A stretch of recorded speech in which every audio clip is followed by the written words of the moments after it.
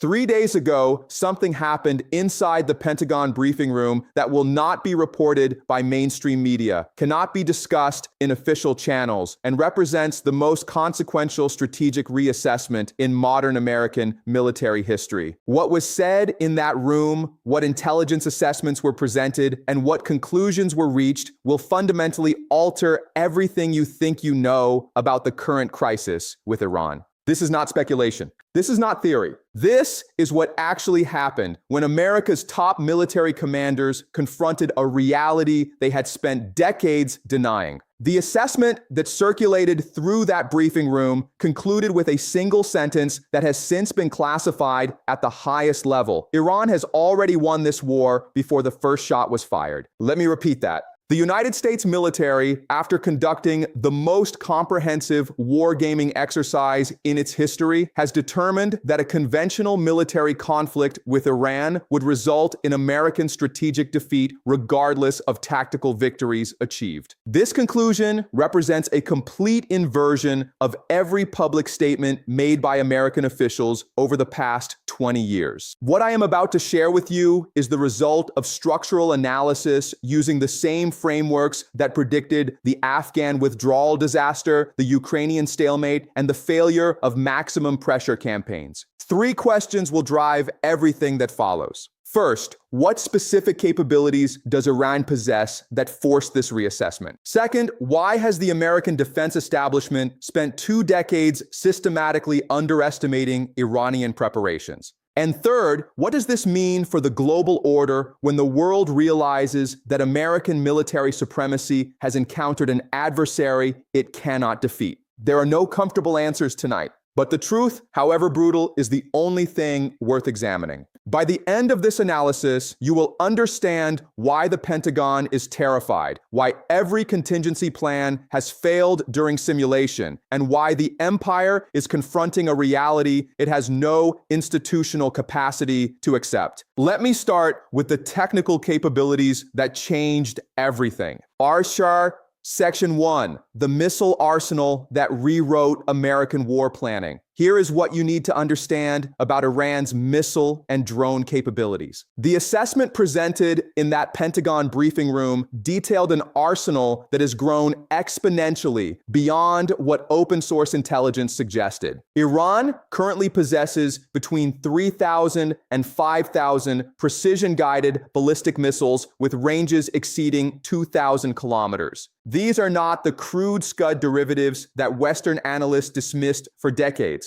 These are 4th-generation solid-fuel missiles with terminal guidance systems, maneuverable re-entry vehicles, and circular error probable measurements between 10 and 50 meters. Let me translate what that means in practical terms. Iran can hit any American military installation, any naval vessel, any airfield, and any command center across the entire Middle East with precision strike capability. The Ain al-Assad attack in January 2020 demonstrated this capacity when Iran struck specific buildings within a U.S. airbase in Iraq with missiles launched from Iranian territory. American forces received advanced warning, evacuated personnel, and still sustained infrastructure damage that took months to repair. That attack involved 11 missiles. Iran has 3,000 more, but the missiles are only the beginning. The drone arsenal represents the dimension that fundamentally altered Pentagon calculations. Iran has developed a multi-layered unmanned system architecture that includes reconnaissance drones, loitering munitions, suicide drones, and now long-range strategic UAVs capable of carrying payloads exceeding 100 kilograms across distances of 1,500 kilometers.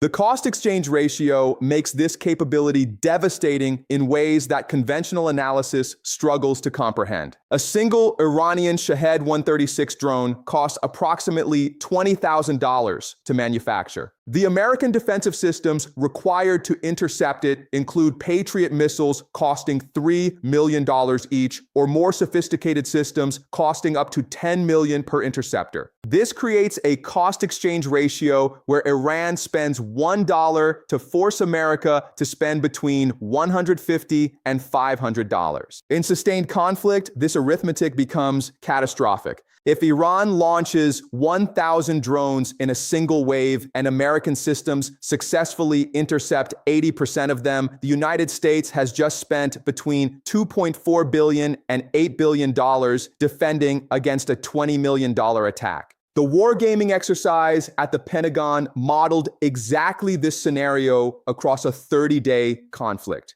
The conclusion was unambiguous. American defensive munition stockpiles would be depleted within the first week of sustained Iranian drone and missile attacks. Resupply from U.S. production facilities would require months while operating under the pressure of ongoing strikes against those same production facilities. This is the definition of strategic defeat, running out of ammunition before the adversary runs out of weapons. Now, we need to examine why this reality was ignored for so long. RC Section 2, the institutional blindness that created strategic surprise. The question that should be asked is not how Iran developed these capabilities. Iran has been working on this arsenal for 25 years with singular focus and unlimited motivation. The question is why American intelligence and military institutions systematically underestimated this development despite overwhelming evidence of Iranian progress. The answer reveals something profound about the structure of American strategic assessment.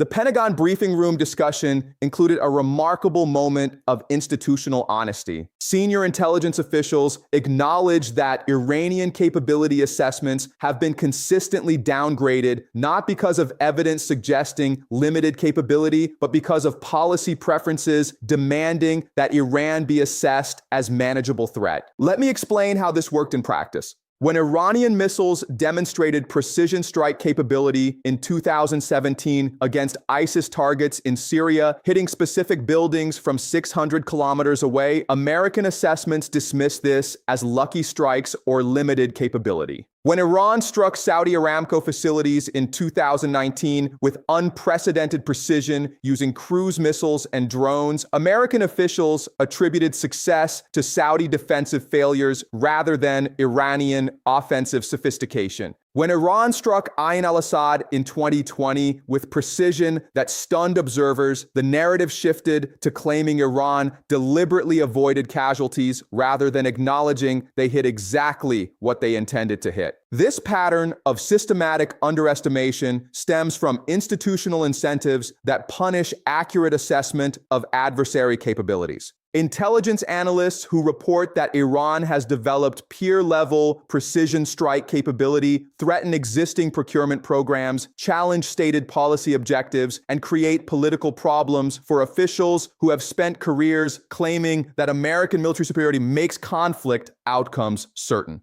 The institutional pressure is to minimize threat assessment to preserve policy flexibility. The defense contracting system amplifies this dynamic. American weapons development prioritizes expensive, technically sophisticated systems that maximize profit margins. The F-35 program has cost over $1.7 trillion.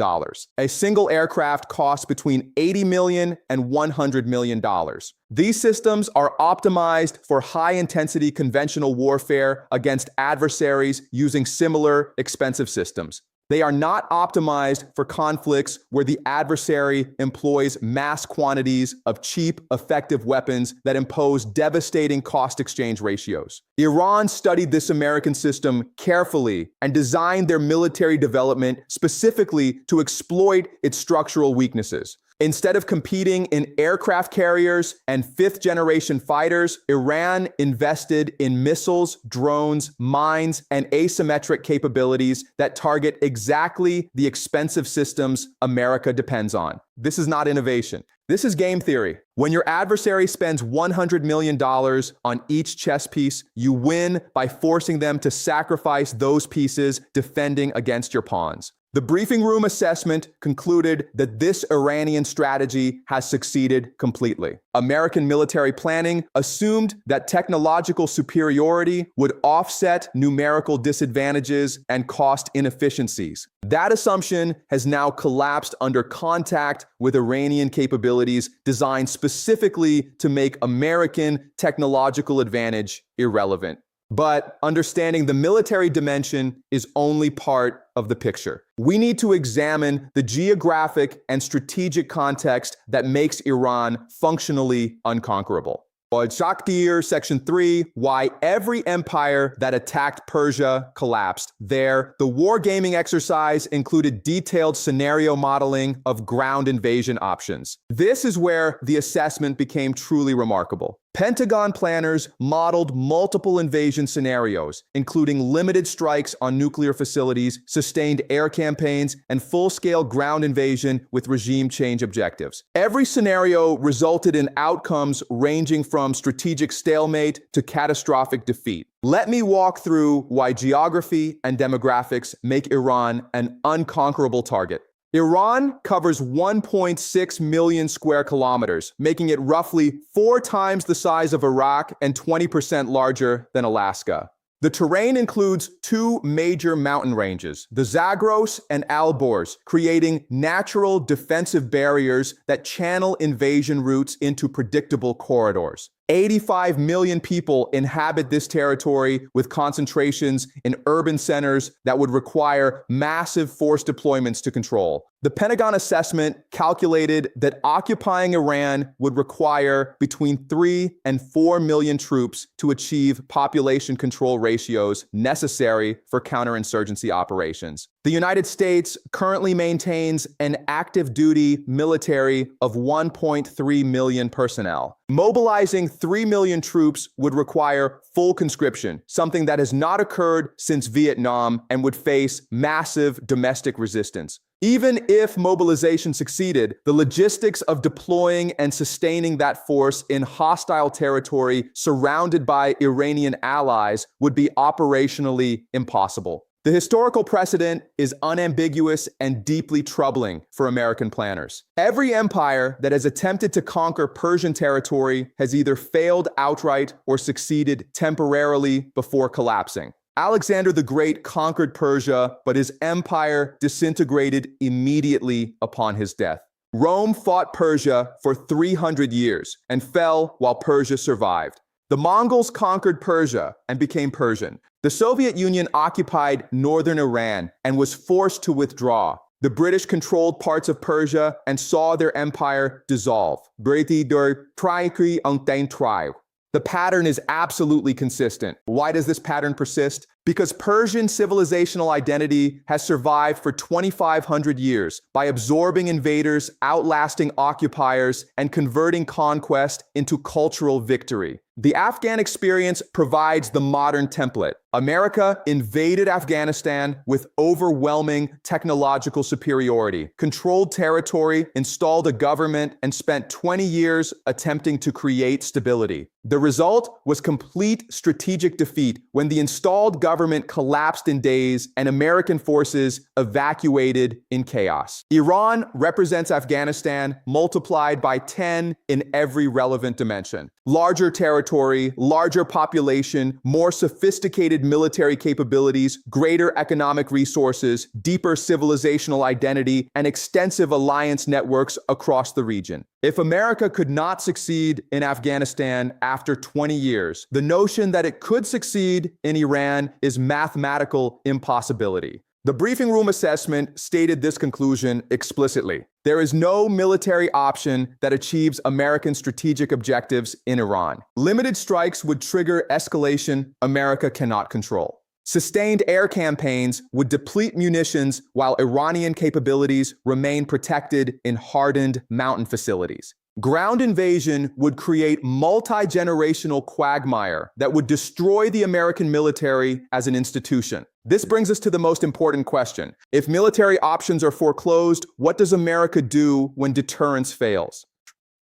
Section 4, the trap scenario and multi-front escalation. The wargaming exercise modeled what happens when conflict begins despite the lack of viable military options. The scenario assumes Israel strikes Iranian nuclear facilities, Iran retaliates against American forces, and the United States faces pressure to respond militarily to protect alliance credibility. Here is where the assessment became genuinely alarming. Iran has spent 25 years preparing for exactly this scenario. Their strategy is not to win in conventional engagement, but to expand the conflict across multiple fronts simultaneously, making American force deployment impossible and creating cascade effects that collapse American regional position entirely. The Strait of Hormuz represents the central leverage point.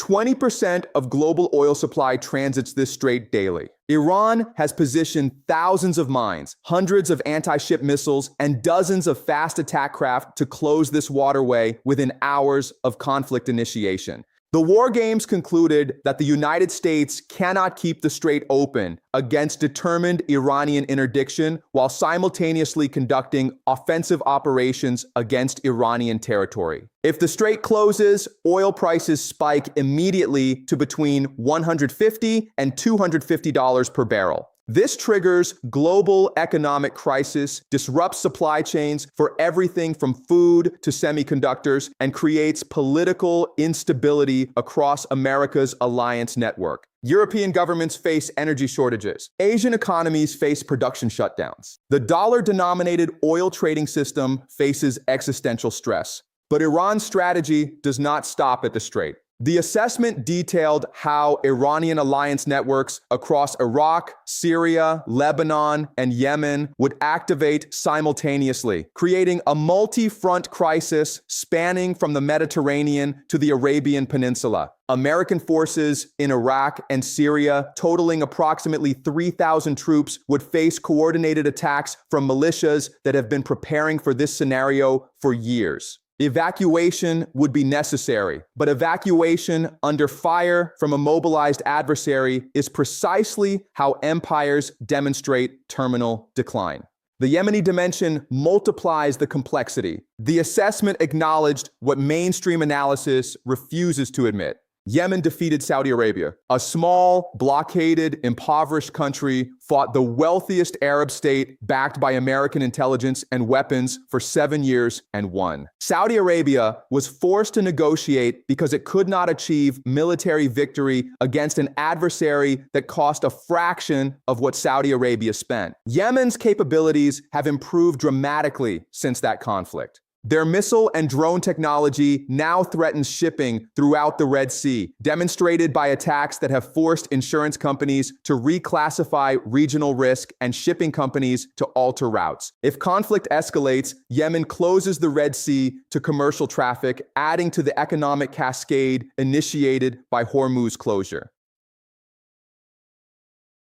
The war game modeled this scenario across 30 days. American forces are dispersed across multiple fronts with depleted munitions. Coalition allies are defecting under economic pressure. Oil markets are in crisis, and domestic political support is collapsing as casualty reports arrive and economic consequences materialize. The outcome in every simulation was American withdrawal under conditions of strategic defeat worse than Afghanistan. Let me be very clear about what this means. The Pentagon has concluded that engaging Iran militarily creates a trap where apparent American strength becomes the mechanism of American defeat. The more force America commits, the more fronts Iran opens. The more fronts Iran opens, the more resources America must deploy. The more resources America deploys, the faster stockpiles deplete and the deeper the economic crisis becomes. This is not a war America can win. This is a trap designed specifically to destroy American regional position by exploiting the structural weaknesses of imperial overextension.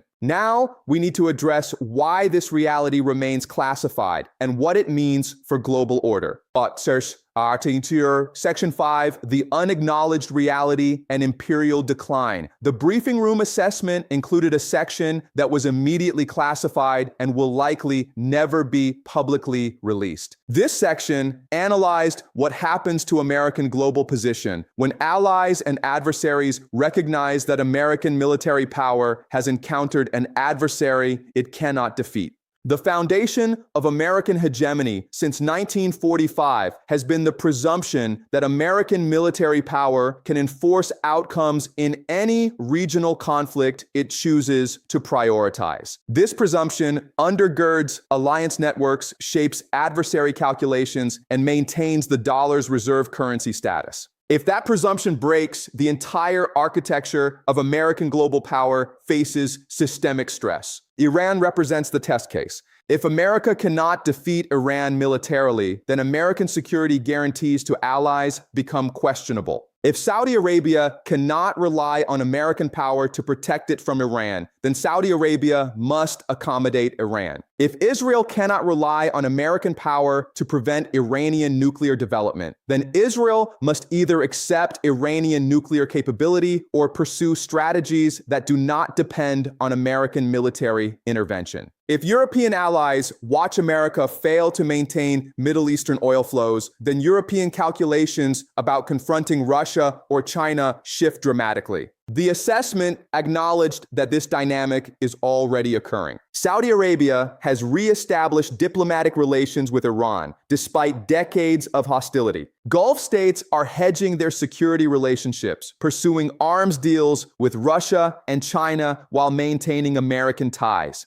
Turkey is operating independently of NATO preferences. These are not isolated developments. These are symptoms of declining confidence in American power projection capability. The geopolitical implications extend far beyond the Middle East. If China observes that America cannot defeat a regional power like Iran, then Chinese calculations about Taiwan shift significantly. If Russia observes American conventional limitations, then Russian willingness to challenge NATO periphery increases.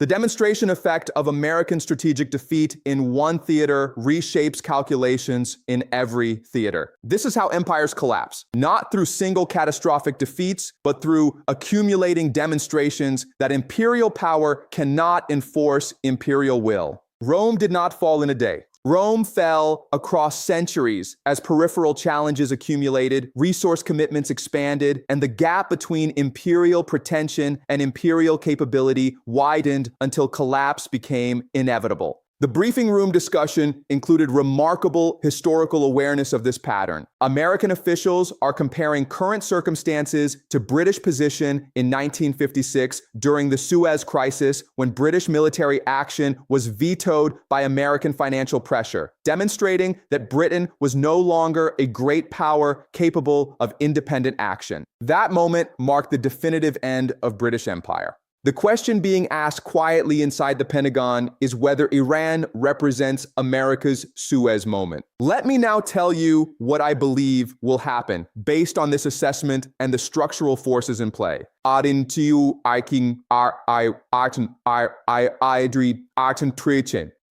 Section 6. Predictions and Scenario Analysis.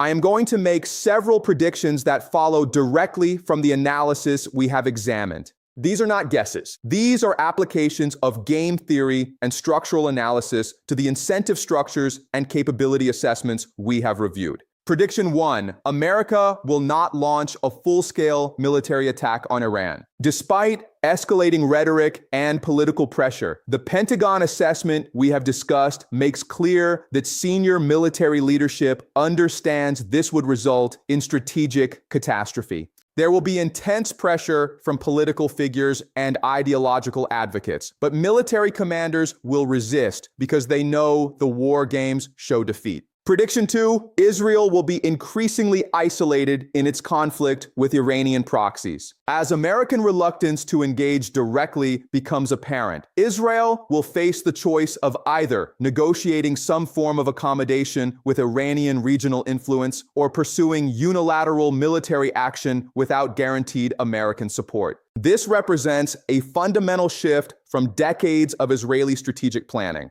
Prediction 3.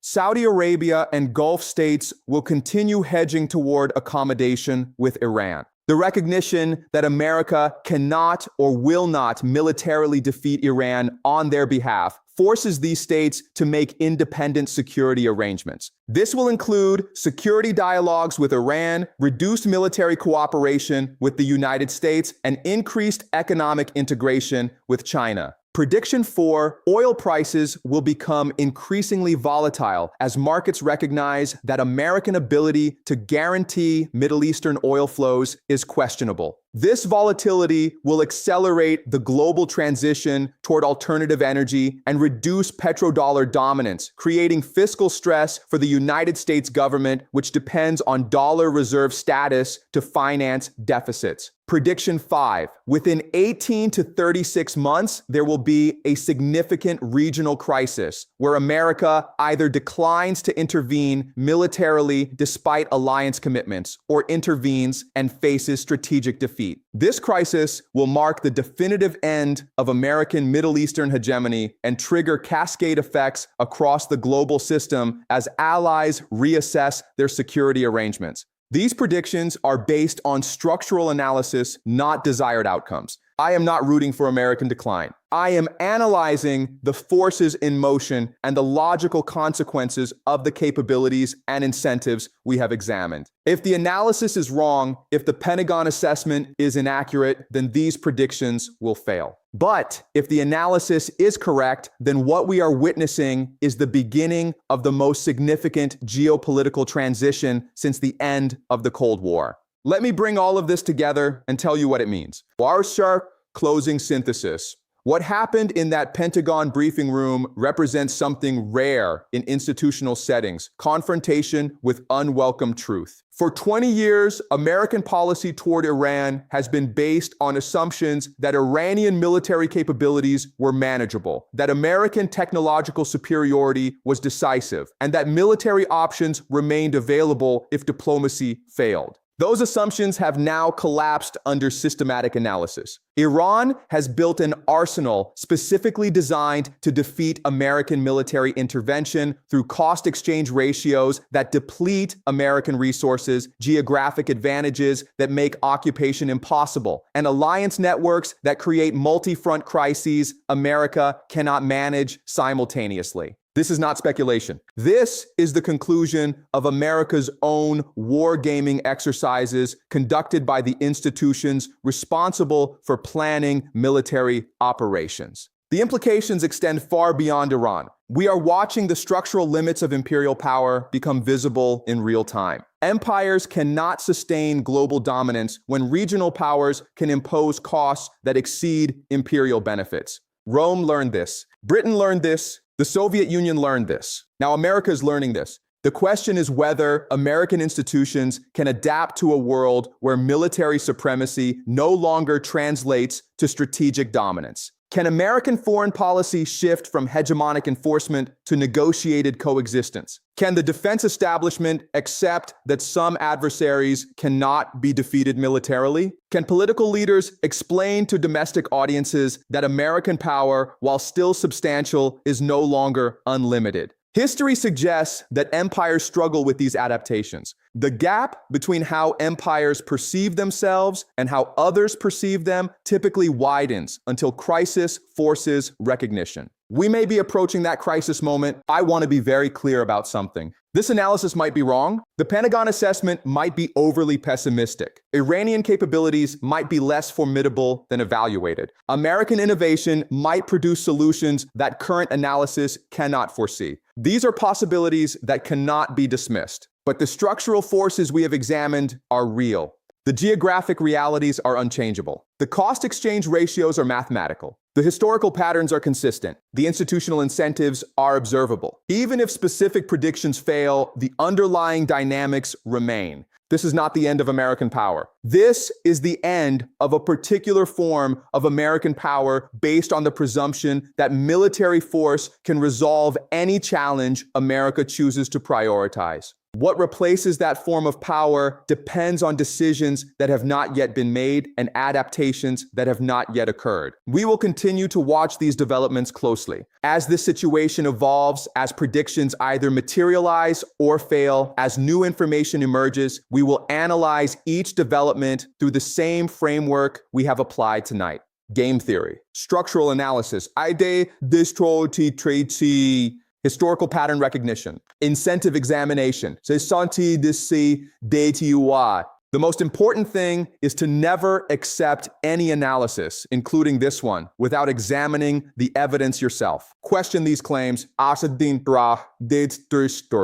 Test them against what you see in news reports. Develop your own frameworks for understanding what is happening. The goal is not to convince you of specific conclusions, but to give you tools for independent analysis. Because what we are witnessing is history unfolding in real time. And those who understand the structural forces shaping events will navigate the coming transitions more successfully than those who cling to narratives that reality has already disproven. Watch carefully, think critically, and we will talk again soon.